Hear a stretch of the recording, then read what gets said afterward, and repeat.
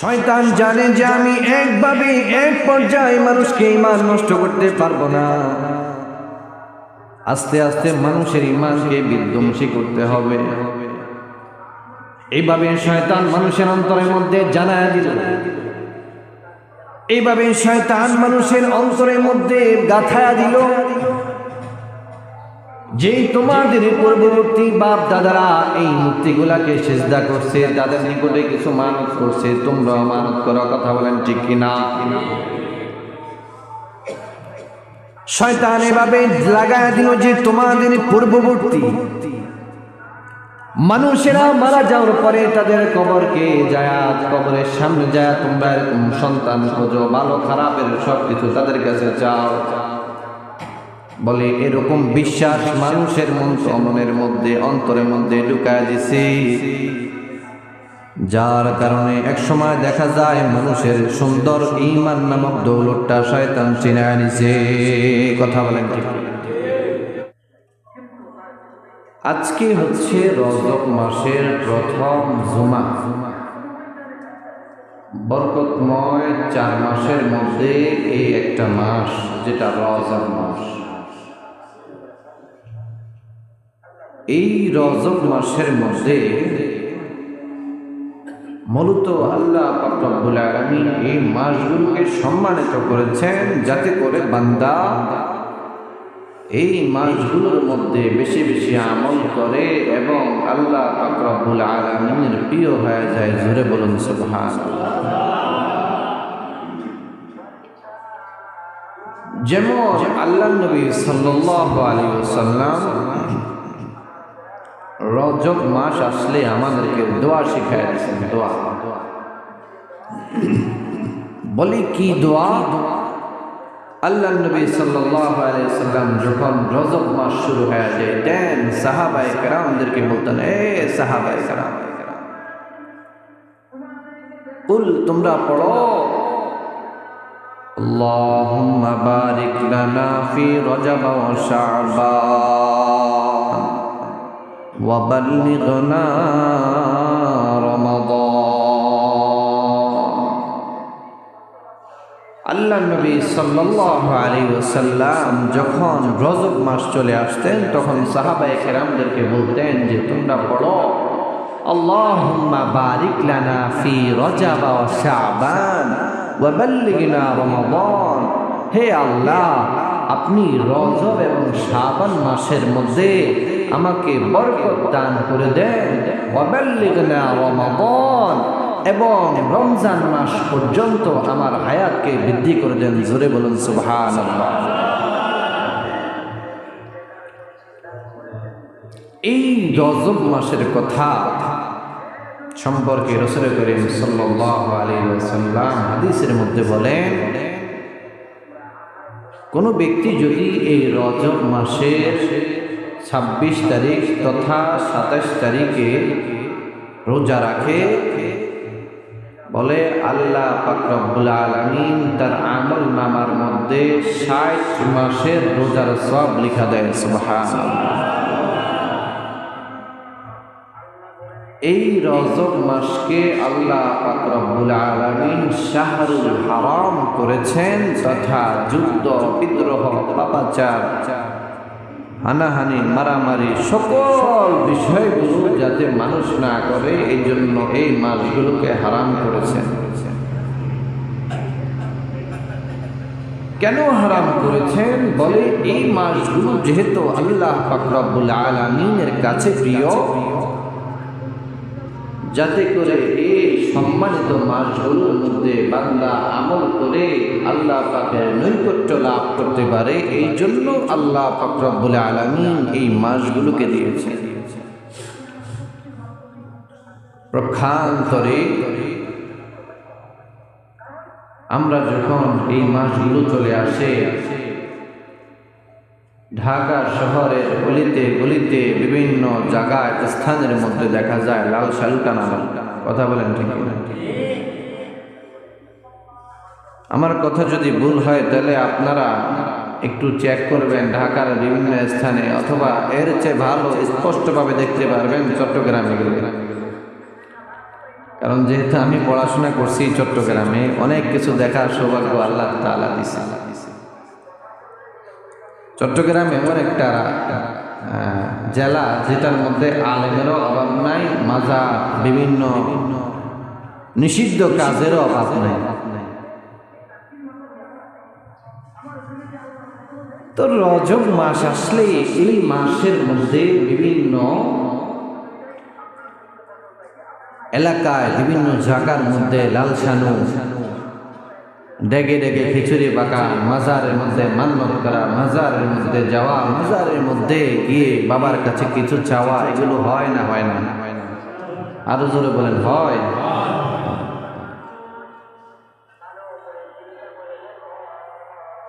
এই রজব মাসের শুরুতে বিভিন্ন মাজারের মধ্যে উরুস করা হয়। আমরা যদি উরুস শব্দটা ব্যাখ্যা বিশ্লেষণ করতে যাই, উরুস অর্থ হচ্ছে যেটা বিবাহ শাদী অনুষ্ঠান, এটাকে বোঝানো হয়। বলে আমরা যখন গিয়ে দেখি যে এই বিভিন্ন মাজারের মধ্যে বিভিন্ন জায়গার মধ্যে এই সকল উরুসকে এরকম পালন করা হয়, বলে এখানের মধ্যে আপনি যখন যাবেন, যাওয়ার পরে আল্লাহ নবীর রসুলের কথা তো কোনো কিছু নাই, বরং কিছুক্ষণ নাইচা গায়া অশ্লীলতা ছড়া, এরপরে তারা সিন্নি খায়া, এরপরে তারা শিরিকের মধ্যে লিপ্ত হয়ে যায়। এই যে মাজারের মধ্যে যায়, শিরিকের মধ্যে যে লিপ্ত হয়, এটা কিভাবে হয় আপনাদেরকে বুঝিয়ে বলতেছি, তাহলে বুঝবেন। দুনিয়ার মধ্যে আল্লাহ পাক রব্বুল আলামিন শত শত নবী রাসূলগণকে পাঠিয়ে দিয়েছেন, শত শত লক্ষ লক্ষ পয়গম্বরকে পাঠাইছেন তাদের উম্মতকে হেদায়েত দেওয়ার জন্য, তাদের উম্মতকে হেদায়েতের রাস্তার দিকে উঠায় দেওয়ার জন্য। সুবহানাল্লাহ। হযরত নূহ আলা নবীনা আলাইহিস সালাতু ওয়াস সালাম যখন ওনার পরবর্তী জমানা পর্যন্ত পৃথিবীর মধ্যে কোনো মূর্তি, কোনো শিরকি হতো না, সবাই এক আল্লাহকে আল্লাহ বলে স্বীকার করত। এত ধর্ম, এত বর্ণ, এত জাত, এত বিজাত এরকম ছিল না। দুনিয়ার মধ্যে সর্বপ্রথম মূর্তি পূজা হয়। শয়তান যখন দেখলো যে মানুষকে মূর্তি পূজা করায়া মানুষের আকীদাকে ব্যাঠিক কইরা তাকে জাহান্নামের মধ্যে নিতে হবে, কারণ এই বনি আদমের কারণে আমি জাহান্নামের মধ্যে আসছি। শয়তান জানে যে আল্লাহ পাক রব্বুল আলামিনের সাথে যদি কোনো ব্যক্তি শিরিক করে, সেটা আল্লাহ তাআলা মানবে না, ক্ষমা করবেন না। শয়তান চিন্তা করলো যে এরা তো সবাই ভালো মানুষ, সবাই আল্লাহ পাক রব্বুল আলামিনের গোলামি করে, আল্লাহ তাআলার হুকুম আহকামগুলো মানে, এদেরকে কিভাবে ধোঁকা দেওয়া যায়। এবার শয়তান চিন্তা করলো যে আচ্ছা, আমি তো এদেরকে ধোঁকা দিব। হযরত নূহ আলাইহিস সালামের জমানার পরে যখন নবী আসলো না, দীর্ঘ সময় নবী আসলো না, তখন এরকম কিতাবের মধ্যে পাওয়া যায় 5-6 জন এরকম ভালো লোক ছিলেন, যারা বাস্তবিকভাবে ভালো ছিলেন। এবার দীর্ঘ সময় তারা ইন্তেকালের পরে মানুষ তাদের অনুসরণ করতে লাগলো। তারা যে ভালো কাজগুলো করেছে সেগুলো মানুষ অনুসরণ করতে লাগলো, তারা যে খারাপ কাজগুলো বর্জন করেছে সেগুলো মানুষ বাদ দিতে লাগলো। এর পরবর্তীতে শয়তান চিন্তা করলো, তাদের মাঝে মানুষের রূপ ধরে আয়েশা বললো যে আচ্ছা, তোমাদের মধ্যে অমুক লোকটা কেমন ছিল? বলে আমাদের মধ্যে তো অমুক লোকটা খুব ভালো মানুষ ছিল। বলে আচ্ছা, সে যে এখন দুনিয়ার মধ্যে নাই, তোমরা তো তার অনুসরণ করতেছো, আচ্ছা তার একটা ছবি বানাও তো। তৎকালীন মানুষ সরাসরি তার মূর্তিকে সেজদা করবে না। শয়তান কোথা থেকে আপনাকে সেজদা পর্যন্ত নিয়ে আসছে, কথা ভালোভাবে লক্ষ্য করেন তাহলে বুঝবেন। এবার শয়তান বলতেছে আচ্ছা, তাহলে তার একটা ছবি বানাও, তাকে তো তোমরা দীর্ঘদিন ধরে দেখো না, তার অনুসরণ করতেছো, তার একটা ছবি বানাও। এবার ওই জামানার লোক সেরকম ছবি বানাইল, ওই বুজুর্গ যারা ভালো মানুষ ছিলেন তাদের ছবিটাকে বানাইল। বানায়া এবার শয়তান বলতেছে, আচ্ছা তোমরা তো দোয়া করো আল্লাহর কাছে, তো এই সমস্ত মানুষগুলা ভালো ছিল, তোমরা তো তাদের অনুসরণ করো, তাহলে তাদের যখন তোমরা দোয়া করবা তখন তাদের ছবিটা সামনে রেখে দোয়া করো, তাহলে দোয়াটা আরো কবুল হইব। শয়তান বড় চালাক, শয়তান আস্তে আস্তে তার ব্রেনকে মানুষকে শিরকের দিকে নিয়ে যাবে। এবার শয়তান বলতেছে, এবার লোকেরা বলতে আসলে তো ঠিকই তো, আমাদের মধ্যে তিনি ভালো মানুষ ছিলেন, তিনি চলে গেছেন, এখন তার ছবিটা যদি আমরা সামনে রেখে যদি দোয়া করি তাহলে তো আল্লাহ মনে হয় দোয়াটা আরো তাড়াতাড়ি কবুল করবে। এটা আপনাদের যুক্তিতে তো ধরে নাকি? এবার দীর্ঘ সময় চলে গেছে, শয়তান বলতেছে, আরে তোমরা তো ছবি বানাইছো, এই ছবি তো কিছুদিন পর নষ্ট হয়ে যাবে। তো বলতেছে এবার তাহলে কি করতে হইব?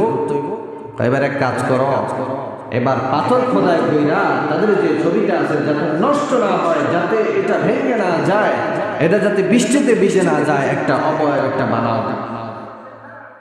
তৎকালীন লোকেরা তখন পাথর খোদাই কইরা ওই বুজুর্গদের, ওই ভালো মানুষদের ছবি এরকম বানাইছে। বানায়া এই প্রজন্ম শেষ, এর পরবর্তী প্রজন্ম যারা আসছে যাদেরকে বলতেছে, এই শোনো তোমাদের পূর্ববর্তী বাপ দাদারা কিন্তু তাদেরই ইবাদত করছে, অতএব তোমরা এইভাবে তার সাহায্য নিয়া, অর্থাৎ বুজুর্গদের নাম নিয়া তোমরা আল্লাহর কাছে দোয়া করো। এইভাবে শয়তান মানুষের মধ্যে শিরকের বীজকে বপন করতেছে। পরবর্তীতে মানুষ যখন কোনো দোয়া করে, কোনো নেক কাজ করে, তখন ওই বুজুর্গদেরকে ওসিলা হিসাবে মাইনা তাদেরকে এরকম কি করে বলে আল্লাহর নিকটে এরকম চায়।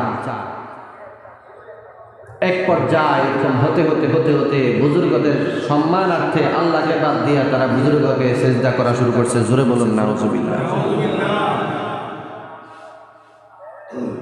শয়তান জানে যে আমি একভাবে এক পর্যায়ে মানুষকে ঈমান নষ্ট করতে পারবো না, আস্তে আস্তে মানুষের ঈমানকে বিধ্বংসী করতে হবে। এইভাবে শয়তান মানুষের অন্তরের মধ্যে জানায়া দিল, এইভাবে শয়তান মানুষের অন্তরের মধ্যে গাঁথায়া দিল যে তোমাদের পূর্ববর্তী বাপ দাদারা এই মূর্তিগুলাকে সিজদা করছে, তাদের নিকটে কিছু মানত করছে, তোমরা মানত করো। কথা বলেন ঠিক কিনা? শয়তান এভাবে লাগায়া দিল যে তোমাদের পূর্ববর্তী মানুষেরা মারা যাওয়ার পরে তাদের কবরকে যায়া, কবরের সামনে যায়া তোমরা এরকম সন্তান খোঁজো, ভালো খারাপের সবকিছু তাদের কাছে চাও। বলে এরকম বিশ্বাস মানুষের মনের মধ্যে, অন্তরের মধ্যে ঢুকায় দিছে, যার কারণে এক সময় দেখা যায় মানুষের সুন্দর ঈমান নামক দৌলতটা শয়তান ছিনায় নিছে। কথা বলেন ঠিক? অথচ উচিত ছিল এটা, আমি কোনো বাবার কাছে না যায় শয়তানের পদাঙ্ক অনুসরণ না কইরা যা দোয়া করব সব কিছু আল্লাহর কাছে করব। কার কাছে করব? আমি যা কিছু চাইব সকল কিছু আল্লাহর কাছে চাইব। বলে দেনেওয়ালা মালিক আল্লাহ, কোনো বাবা না। কথা বলেন ঠিক কিনা? সন্তান দেনেওয়ালা মালিক আল্লাহ, কোনো বাবা না। অথচ আমার আপনার আকীদা হচ্ছে মনের মধ্যে আমি লালন করে যে মাজারে যায় চাইলে মনে হয় বাবা দিব। এরকম লোক আছে না নাই? এই লোকটা যখন মাজারের মধ্যে যায়, আপনি যখন কোনো লোককে মাজারে যাইতে দেখবেন, তাকে জিজ্ঞাসা করবেন যে মাজারে যায় কি করছে, তখন দেখো বাবার কাছে একটা সন্তান চাইছিলাম, অনেকদিন ধরে চাকরি হয় নাই, বাবার কাছে যায় চাকরির লাগে আবেদন করছিলাম। তাদের আকীদা বিশ্বাস হচ্ছে যে এই বাবার মনে হয় যে আল্লাহর কাছে সুপারিশ করবো, তাদের এই আকীদা হচ্ছে এটা, বিশ্বাস হচ্ছে এটা। অথচ আল্লাহ রাব্বুল আলামিন দুনিয়াতে কোনো মানুষের সুপারিশ করার ক্ষমতা দিছে? আল্লাহ রাজত্বের পাওয়ার কারণে দিছে? দেয় নাই। মানুষকে আল্লাহ পাকের এলায়ে কালিমাতুল্লাহ বাদ দিয়া মানুষের মাথার মধ্যে ঢুকায় দিছে, মাজারের মধ্যে যাও, মাজারে যায় বাবার সেজদা করো, বাবাই তোমার উপরে খুশি হয়ে আল্লাহর কাছে সুপারিশ করবো। কথা বলেন ঠিক কিনা? আরো কয়েকটা এক্সাম্পল দেই, উদাহরণ দেই, তাহলে দেখবেন। বর্তমান মাজারগুলোর মধ্যে আপনি যান, আপনি গেলে দেখবেন যে যেখানে আমার তাওয়াফ করার কথা ছিল বাইতুল্লাহ, আল্লাহর ঘর, অথচ যারা মাজারের মধ্যে যায় মাজারকে তাওয়াফ করে, কথা বলেন ঠিক কিনা? যেখানে আমি মুসলমান, আমার জন্য পান করা উচিত ছিল জমজমের পানি, আর আমি বাবার কবর মোছা পানি, কবর দোয়া পানি আমি পান করি, কথা বলেন ঠিক কিনা? আমার মনের মধ্যে যে হয়তো এটা খাইলে মনে হয় উপকার হইব, এটা খাইলে মনে হয় আমার কোনো কাজ আসান হইব। শয়তান কিভাবে মানুষের মনের মধ্যে কুফরি আকীদা, শিরকি আকীদা ঢুকায় দিছে। বলে বাইতুল্লাহ শরীফের মধ্যে, ওই হেরেমের এরিয়ার মধ্যে মানুষ জুতা নিয়ে ঢুকতে পারে, অথচ বাবার দরবারের মধ্যে জুতা নিয়ে এরকম ঢুকা যায় না, কথা বলেন ঠিক কিনা? বাইতুল্লাহ শরীফের সামনে আপনি গেলে আপনি যেইভাবে ইচ্ছা ওখান থেকে আসতে পারবেন, কিন্তু বাবার মাজারে গেলে আপনি সোজা যাবেন, আবার পিসটা এদিকে দিয়ে আবার চলে আসতে হবে, অর্থাৎ ব্যাক গেট দিয়ে আপনি আসতে পারবেন না, কথা বলেন ঠিক কিনা? আপনি নিজে একবার চিন্তা করেন যে নামাজের মধ্যে হাত বাঁধা একজন মুসলমানের জন্য, আল্লাহর সামনে হাত বাঁধা, এটা হচ্ছে গুরুত্বপূর্ণ একটা বিষয়, অথচ সেই হাত বাঁধার সামনে, সে হাত বাঁধা কি নিয়ে নিছে বাবার মাজারের সামনে যায় হাত বাঁধে, হাত বাইরা এরকম বাবার কাছে এরকম ছেলে সন্তান চায়, বাবার কাছে এরকম মানত করে, কথা বলেন ঠিক কিনা? অথচ আমাদের উচিত ছিল যে আমরা মুসলমানের সন্তান, আমরা মুসলমানের ছেলে, আমরা কোনো বাবার দরবারের সামনে যায় হাত বাঁধবো না, আমরা নামাজে দাঁড়ায়া এক আল্লাহ পাক রব্বুল আলামিনের দরবারে হাত বাঁধবো, কথা বলেন ঠিক কিনা? এবার চিন্তা করেন, শয়তান মানুষের অন্তরের মধ্যে শিরককে কিভাবে ঢুকায় দিছে। চিন্তা করে বাবার মাজারের যে হিসাব, বাবার মাজারের যে কবরের মধ্যে যে আছে, হেও আল্লাহর একটা অংশ, কথা বলেন ঠিক কিনা? কিভাবে এটা ঢুকায় দিছে, বলে তোমরা যখন কোনো কিছু চাইবা, বাবার উসিলা দিয়া চাইবা, বাবার আরজ দিয়া চাইবা, তাহলে আল্লাহ তাআলা ওইটা কবুল করবে।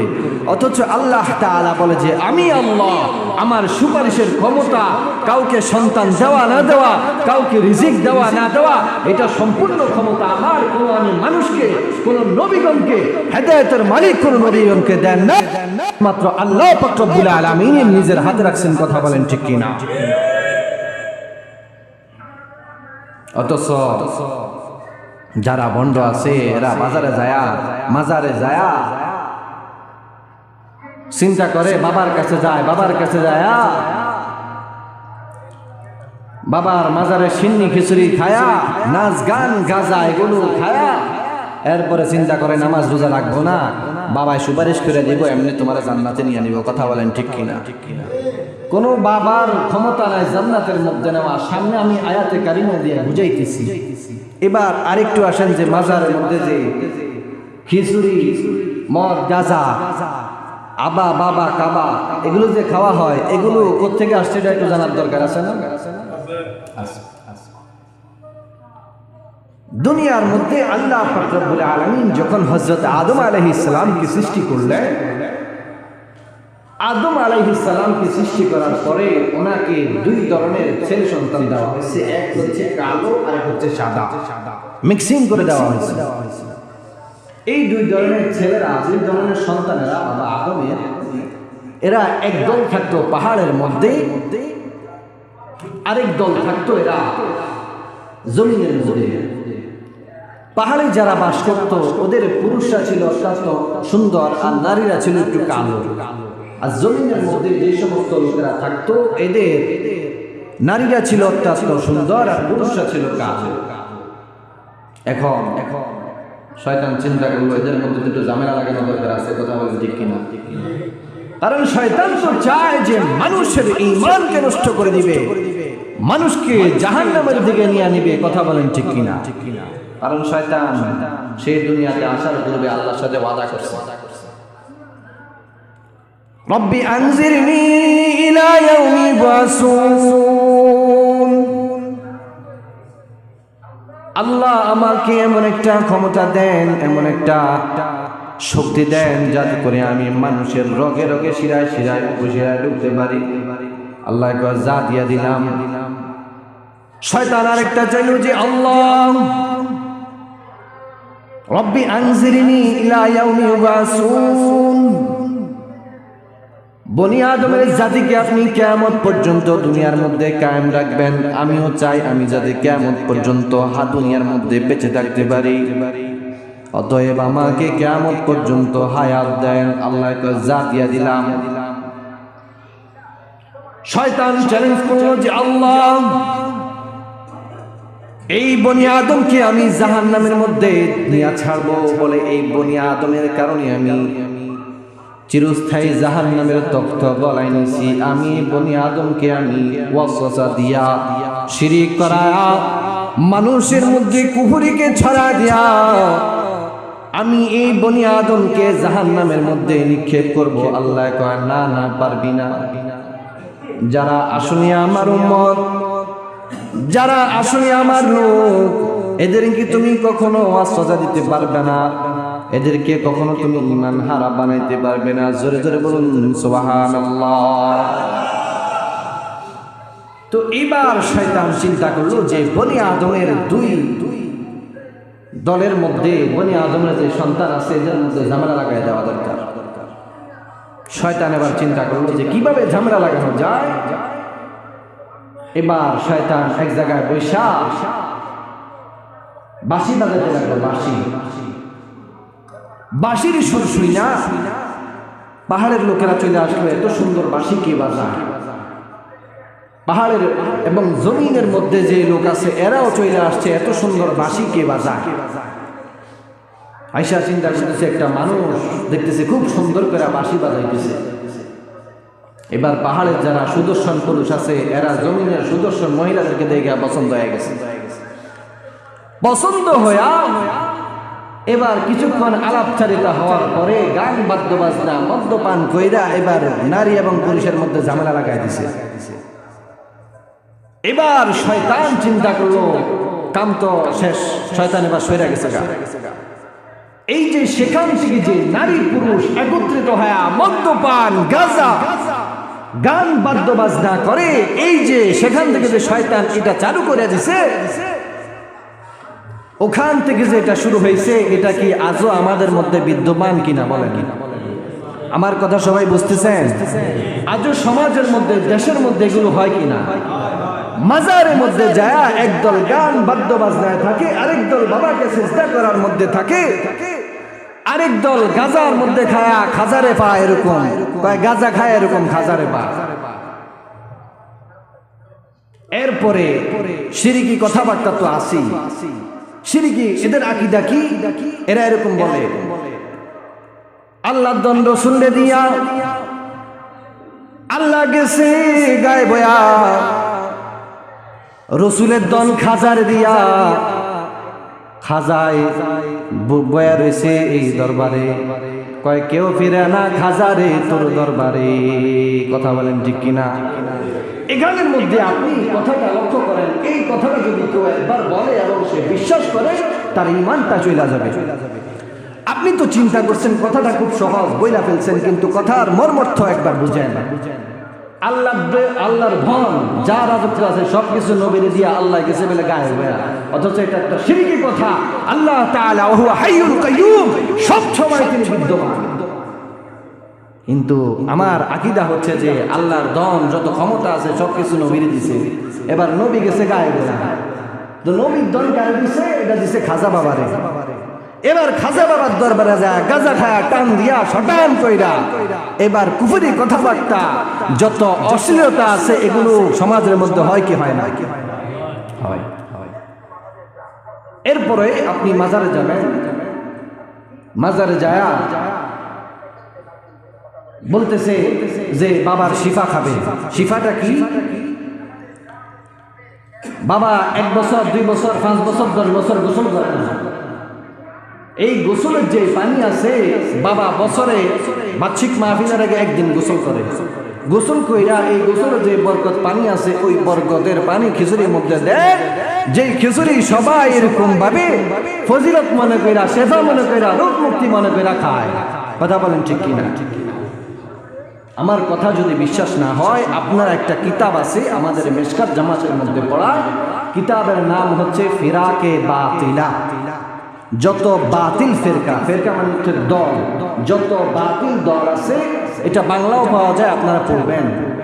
মাইজবান্ডারি, চন্দ্রেশ্বরী, আটটসি, খাজা, গাজা, মাজা যা আছে, কুত্তাশা, এইশা, বিলাইশা, ওইশা যা কিছু আছে, সব কিছু এদের যত আকীদা আছে, এদের যত ইয়া আছে, সব কিছু দেয় ওখানের মধ্যে লেখা। ওখান থেকে আপনারা পড়ে নিয়েন। আমার এখানে কিতাব নাই, না হয়নি আপনাদেরকে দেখাইতাম কিতাব বাসায় আমার। এরপরে এদের আকীদা হচ্ছে একটা, শয়তান মানুষকে, সময় কম না হয় আলোচনা আরো ভিতরে ঢুকতাম, এইভাবে মানুষ, শয়তান মানুষকে কাবু করে শিরিক করা, কুফর করা, কাল কিয়ামতের দিন শয়তান জাহান্নামের মধ্যে মানুষকে নিক্ষেপ করে, বা শয়তান নিজেকে নির্দোষ প্রমাণ করবে। ওই নির্দোষটা যে প্রমাণ করবে, এটা আল্লাহ পাক রব্বুল আলামিন সূরাতুল ইব্রাহিমের 22 নম্বর আয়াতের মধ্যে জানায় দিয়েছেন। ওখানের মধ্যে কি বলছে আল্লাহ তাআলা? আল্লাহ পাক রব্বুল আলামিন সূরাতুল ইব্রাহিমের 22 নম্বর আয়াতের মধ্যে মানুষকে জানায় দিতেছেন, ওয়া ক্বালা আশ-শাইতানু লাম্মা কুযিয়াল আমরু ইন্নাল্লাহা ওয়া'দাকুম ওয়া'দাল হাক্কি ওয়া'আদতুকুম ফাআখলাফতুকুম। শয়তানকে যখন জাহান্নামে তাকে দিয়া দিবে, জাহান্নামে দেওয়ার পূর্বে আল্লাহ পাক রব্বুল আলামিন শয়তানকে একটা সুযোগ দিবে, একটা সুযোগ। শয়তান তখন তার অনুসারীদেরকে লক্ষ্য করে বলবে, وقال الشيطان لما قضي الامر ان الله وعدكم حق।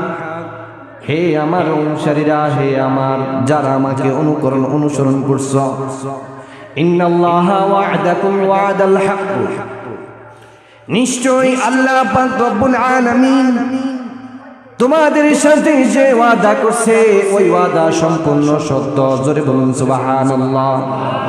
এবার আসেন আল্লাহ তাআলা কি ওয়াদা করছে। আল্লাহ পাক রব্বুল আলামিন বলেন, কোন বান্দা যদি নেক আমল করবে, আমি ওই বান্দাকে জান্নাত দিব, আর কোন বান্দা যদি আমার নেক আমল না করবে, আমি ওই বান্দাকে জাহান্নাম দিয়া দিব। এইভাবে শয়তান বলতেছে, আল্লাহ পাক রব্বুল আলামিন যে ওয়াদাটা করছে, বলে এই ওয়াদা সম্পূর্ণ সত্য। বলে ওয়া'আদতুকুম, আমিও তোমাদের সাথে একটা ওয়াদা করছি। শয়তান আমাদের সাথে কি ওয়াদা করছে? শয়তান বলতেছে, পরকাল বলতে কোনো কিছু নাই, কোনো হিসাব নিকাশ নাই, কিয়ামতের দিন নাই। তুমি জমছো, জমার পরে আবার মৃত্যুবরণ করছো, তোমার শরীর মাটির সাথে মিশা গেছে, বাস হিসাব শেষ, কোনো কিছু নাই। শয়তান বলতেছে ফাআখলাফতুকুম, বলে আজ এই ওয়াদাকে আমি ভঙ্গ করছি। কথা বলেন ঠিক কিনা? শয়তান এবার বলতেছে ফাআখলাফতুকুম, বলে আমি তোমাদের সাথে যে ওয়াদাটা করছি, এই ওয়াদাটা সম্পূর্ণ মিথ্যা। এবার শয়তান বলতেছে, বলে ইন্নী কাফারতু, নিশ্চয় আমি তো নিজেরা কুফরি করেছি, বিমা আশরাকতুমুনি, সুতরাং তোমরা এই কুফরির সাথে আমার সাথে শরীক করেছো। কিভাবে শরীক করছো? শয়তান কি কোনোদিন আয়েশা আপনাদের লোকে দেখা হয়েছে নাকি? বলেন, কোনোদিন আয়া কি আপনারা আব্দুল্লাহ মাজার নিয়ে গেছে? কোনোদিন আয়া কি আপনারা কইছে যে তুমি এরকম বাবারে সিজদা করো? বলছে? বলে নাই।